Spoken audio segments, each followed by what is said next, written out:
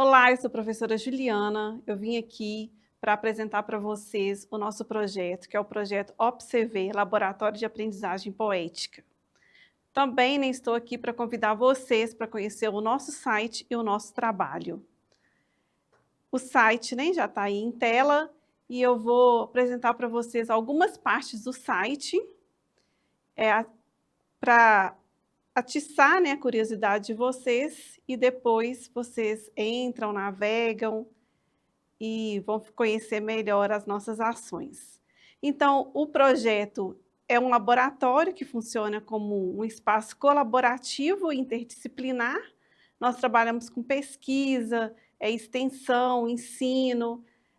O site é um local para divulgação científica, divulgação de recursos didáticos, ferramentas, metodologias de ensino-aprendizagem. E hoje a gente trabalha nesse site com 3 pontos principais que eu vou falar para vocês. O primeiro deles são os ODS, os Objetivos de Desenvolvimento Sustentável. Então, um dos pontos do nosso projeto é entender esses ODS, relacionar eles com o campo da educação, com o campo das artes, com outros campos do conhecimento, e levar para nossos estudantes, tanto da graduação, da pós-graduação, como também para a educação básica, essa discussão tão importante sobre os ODS, fazem parte de um movimento da ONU, um movimento mundial em defesa de várias causas importantes para a sobrevivência do nosso planeta.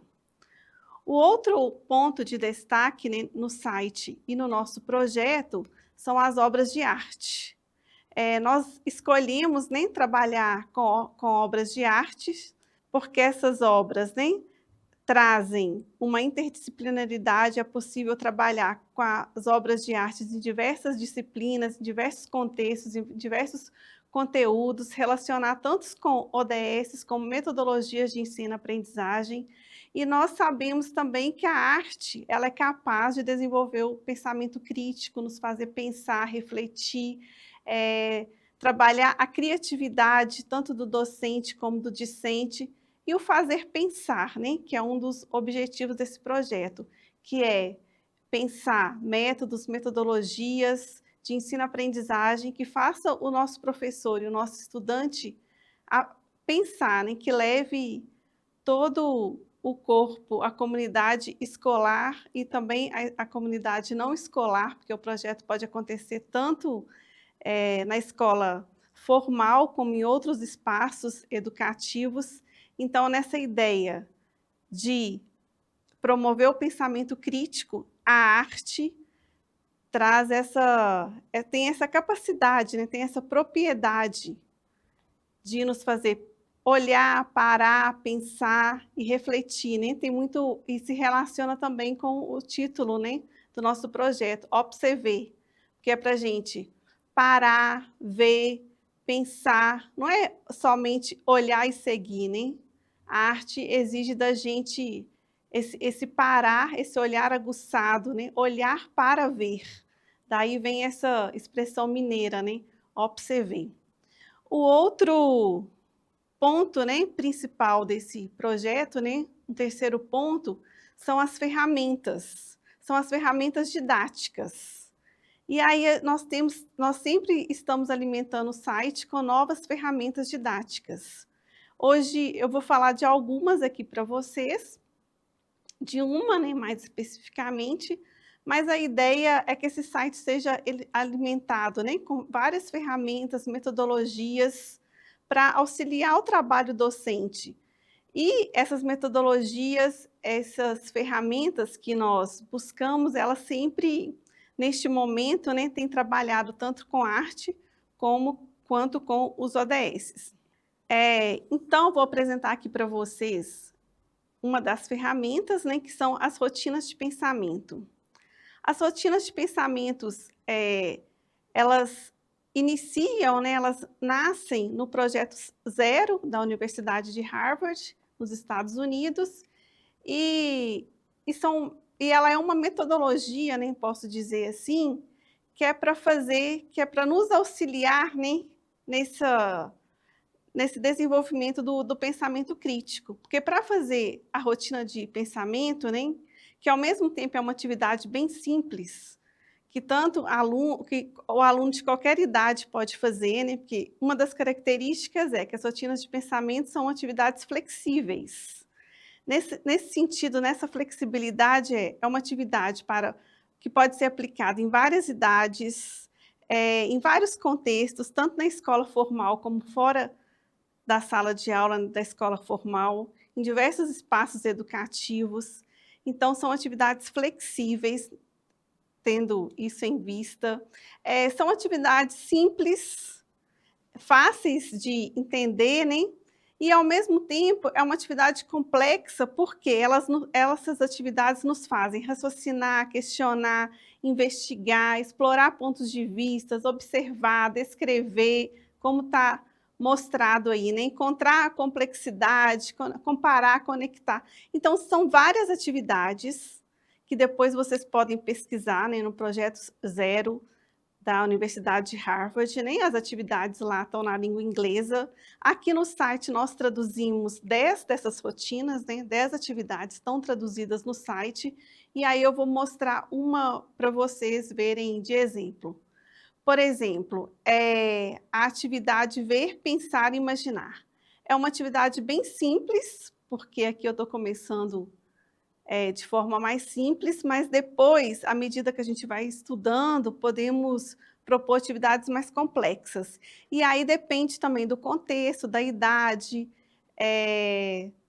do conteúdo que está sendo trabalhado, né? Então, por exemplo, a gente pode olhar uma imagem, discutir essa imagem e depois fazer os registros, né?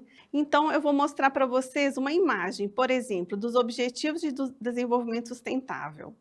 Mas podemos usar uma obra de arte, podemos usar uma foto, um vídeo, até mesmo um texto.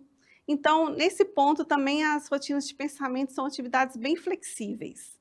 Então, tendo como exemplo essa imagem, naquela rotina, né? Ver, pensar e imaginar. O primeiro passo é pedir, né, aos discentes ou os participantes, né, dessa atividade que olhe para a imagem. Então, eles vão olhar para essa imagem. Vou voltar lá na tela da rotina, que é esta. Então, o primeiro, você vai pedir eles para olhar a imagem, né, no caso, por 1 minuto, e vai perguntar para esse público, né, o que você vê. Então, a primeira ação, né, dessa rotina ver, pensar e imaginar é questionar para os alunos ou para quem está participando o que você vê.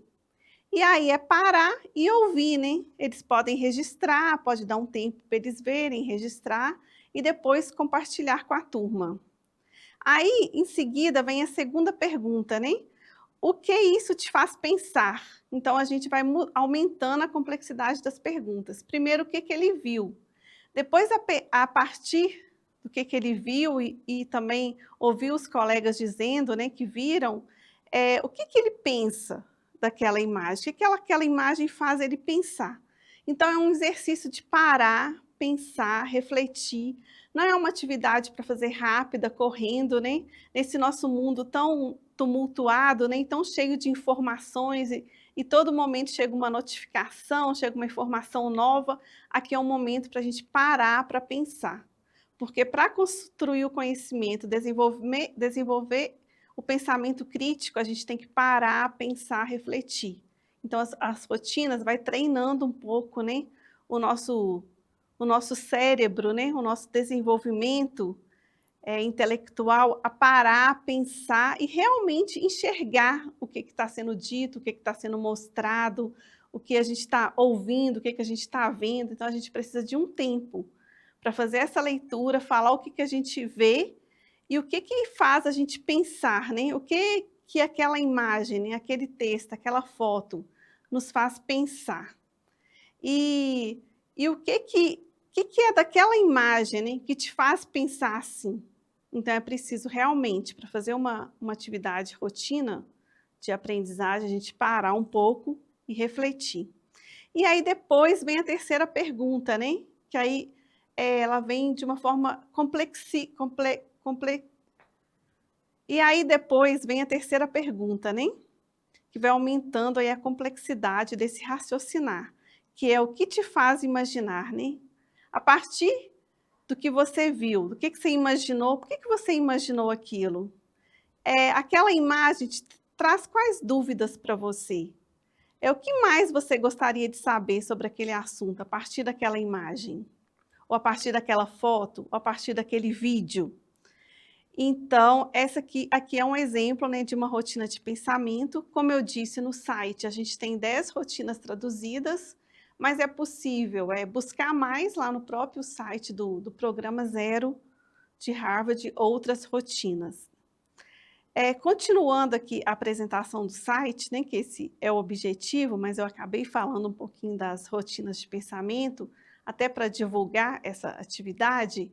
Voltando no site, né, o site tem também a aba Publicações, que nós estamos sempre inovando, acrescentando, atualizando, acrescentando mais alguma publicação. As publicações tratam das rotinas de pensamento, de metodologias de ensino-aprendizagem, então são publicações relacionadas com o objetivo do site. Então eu convido vocês, né, para acessarem o site. Lá no site tem também o nosso Instagram. Por meio do Instagram vocês conseguem comunicar conosco de forma mais rápida, podem nos enviar mensagens, sugestões, dúvidas, críticas, porque assim vamos melhorando o nosso site, construindo mais conhecimento. Então fica aqui o convite para vocês acessarem tanto o nosso site, que está aí na tela, como também o nosso Instagram, que vocês acessam por meio do site. Então, um abraço e até a próxima!